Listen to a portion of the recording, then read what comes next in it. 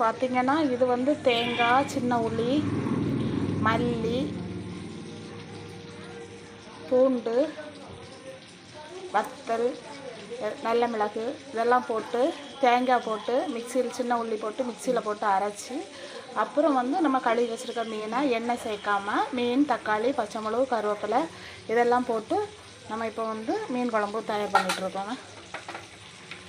இது வந்து உடம்புக்கு ரொம்ப ஹெல்த்தி. இப்படி பண்ணுறது நம்ம எண்ணெய் சேர்த்து வதக்கி பண்ணுறதை விட ஒரு தக்காளி 2 பச்சை மிளகு, கருவேப்பிலை, சும்மா அரைச்சி வச்சுருக்க மசாலா இதெல்லாம் போட்டு கூட்டி வச்சு கொதிக்க விட்டு இறக்குனா உடம்புக்கும் நல்லது, டேஸ்ட்டும் நல்லாயிருக்கும்.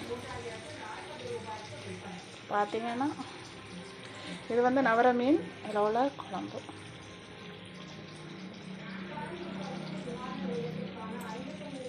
அப்படியே மீனை பொரிச்சிட்ருக்கேன்.